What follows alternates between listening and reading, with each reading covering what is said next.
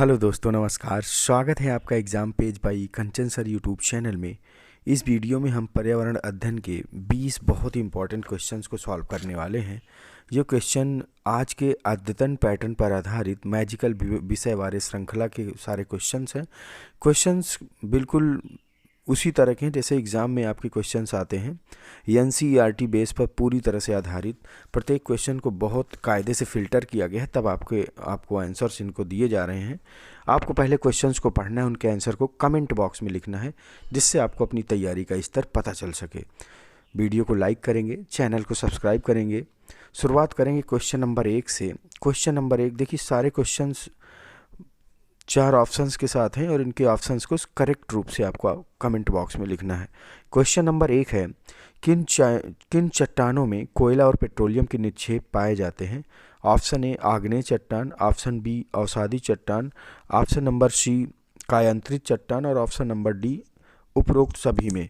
तो देखिए, जो कोयला और पेट्रोलियम के निक्षेप पाए जाते हैं वो आपके अवसादी चट्टानों में पाए जाते हैं। अवसाद इकट्ठे होते रहते हैं और इनके बीच में कोयले के भंडार छिपे हुए हैं। कह रहे हैं कि आज से लगभग लाखों करोड़ों साल पहले कुछ वनस्पतियां थीं, भूस्खलन के द्वारा नीचे दब गईं।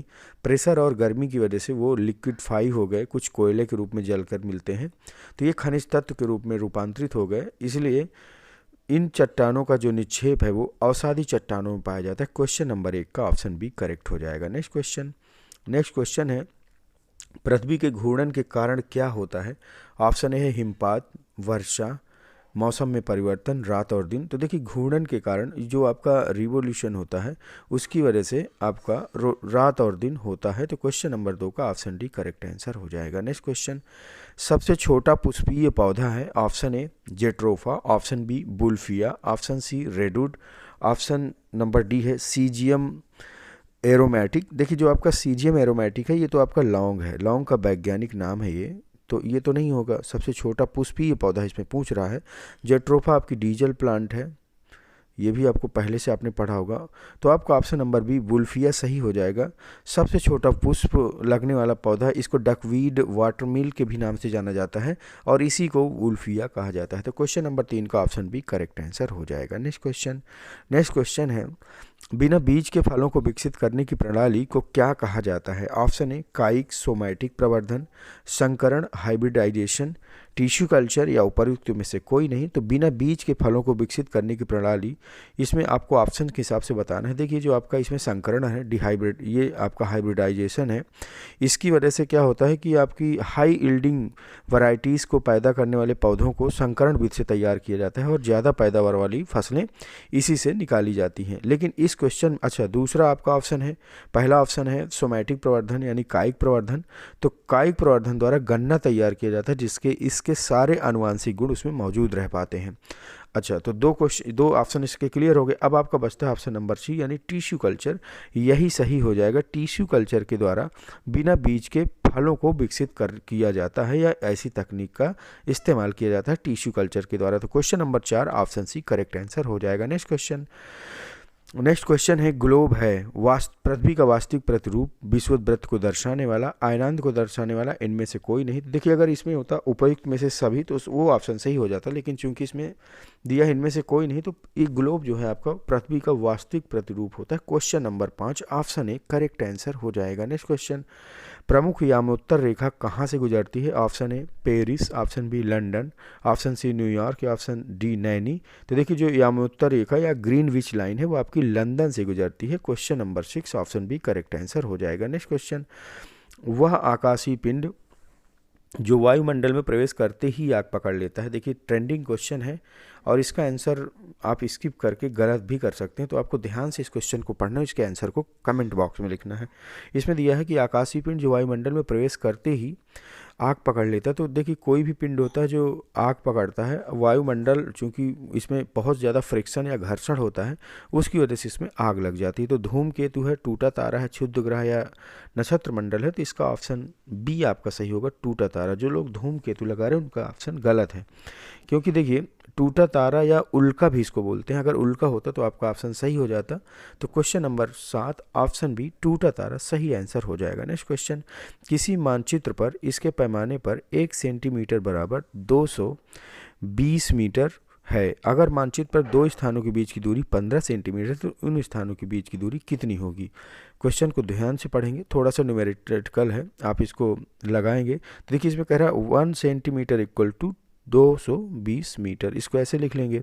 इसके बाद कह रहा है कि 15 सेंटीमीटर और है तो 15 सेंटीमीटर को इसमें क्या करेंगे, गुणा कर देंगे। आपका ये आ जाएगा 3300। तो जो आपका ये गुणांक आएगा वो आपका आएगा 3300। अब इसको आपसे पूछ रहा है कि इसमें ऑप्शन आप देखेंगे 3.3 किलोमीटर, 3300 किलोमीटर। तो 3300 किलोमीटर, देखिए इसमें 3300 मीटर कहीं दिया नहीं है, ठीक है। तो आपका ये ऑप्शन नंबर बी ही सही हो जाएगा, 3300 मीटर। अच्छा, किलोमीटर में पूछेगा तो 3.3 किलोमीटर, तो इसके दोनों ऑप्शन सही हैं, आपको बिल्कुल इसमें हेजिटेशन की ज़रूरत नहीं। क्वेश्चन नंबर 8 का ऑप्शन भी करेक्ट आंसर हो जाएगा। नेक्स्ट क्वेश्चन है, ध्रुव तारा कहा जाता है उत्तरी तारे को, दक्षिणी तारे को, पूर्वी तारे को या पश्चिमी तारे को। वेरी वेरी इंपॉर्टेंट क्वेश्चन और आसान क्वेश्चन, यूपी टेट 2017 में पूछा गया क्वेश्चन है। ध्रुव तारा किसे कहा जाता है, तो ध्रुव तारा आपका उत्तरी तारे को कहा जाता है। क्वेश्चन नंबर 9 ऑप्शन है करेक्ट हो जाएगा। नेक्स्ट क्वेश्चन है क्वेश्चन नंबर 10, एक नक्षत्र का रंग किस पर निर्भर करता है। इंपॉर्टेंट क्वेश्चन है ये भी। ऑप्शन है सूर्य से दूरी पर, त्रिज्या पर, घनत्व पर, पृष्ठीय ताप पर। तो देखिए जो आपका पृष्ठीय ताप होता है उस पर नक्षत्र का रंग निर्भर करता है। कुछ नक्षत्रों को आपने देखा हो हल्के ब्लूइश कलर के होते हैं, हल्के नीले रंग में आते हैं, उनका तापमान बहुत ज़्यादा होता है, इसलिए उनका रंग हल्का नीला दिखता है। Question number 10 option D correct answer हो जाएगा। नेक्स्ट क्वेश्चन है, दुर्बल मंडल किसे कहा जाता है। ऑप्शन है भूपर्पटी का ऊपरी भाग, मैंटल का ऊपरी भाग, बाह्य कोर का ऊपरी भाग, आंतरिक कोर का ऊपरी भाग। इंपॉर्टेंट क्वेश्चन और शायद ये क्वेश्चन आपके लिए नया हो तो इसको नोट डाउन भी करेंगे। दुर्बल मंडल किसे कहा जाता है, तो दुर्बल मंडल चूंकि मेंटल का जो ऊपरी भाग होता है वो प्लाज्मा की स्थिति में होता है, अर्ध तरल अवस्था वाली परत है, अतः इसलिए दुर्बल मंडल मेंटल का ऊपरी भाग कहलाता है। Question number 12 option B correct answer हो जाएगा। नेक्स्ट क्वेश्चन है क्वेश्चन नंबर 13, सूर्य से निकटतम ग्रह कौन सा है। ऑप्शन ए मंगल, बृहस्पति, शुक्र या फिर बुध। देखिए ये क्वेश्चन भी यूपी टेट 2017 में पूछा गया क्वेश्चन, ये आपके सामने, तो इसलिए कह रहे हैं क्वेश्चन का पैटर्न एकदम एग्जाम में छपने वाले क्वेश्चन की तरह है। कोई क्वेश्चन आपको आसान और मुश्किल नहीं है। जिस क्वेश्चन का आंसर आपको पता है वो आपके लिए आसान होता है, और जिस क्वेश्चन का आंसर आपको नहीं पता होता वही क्वेश्चन आपके लिए मुश्किल होता है। तो पढ़े हुए क्वेश्चन हमेशा आसान होते हैं, ये क्वेश्चन भी बहुत आसान है। क्वेश्चन नंबर 13 का ऑप्शन नंबर आपको बताना है कि सूर्य से निकटतम ग्रह कौन सा है। तो देखिए सूर्य से जो निकटतम ग्रह है वो बुध है, और इसकी बहुत ज़्यादा इसका टेम्परेचर है। यहाँ पर हमेशा H2SO4 की बारिश होती है, यानी सल्फ्यूरिक एसिड की। तो question number 13 option D correct answer हो जाएगा। नेक्स्ट क्वेश्चन नंबर 14, मध्य अक्षांशीय मरुस्थल के प्रमुख लक्षण क्या है। Very very important question. यह एशिया और दक्षिण अमेरिका के भीतरी पठारों के मध्य स्थित है।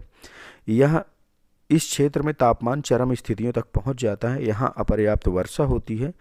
तो देखिए जो मध्य अक्षांशीय मरुस्थल चारों ओर से पर्वतों से घिरे होते हैं, इसमें छोटे पर्वत या पठारी पर्वत होते हैं, और यहाँ पर तापमान चरम पर पहुंच जाने की वजह से वनस्पति का लेवल भी 0 हो जाता है।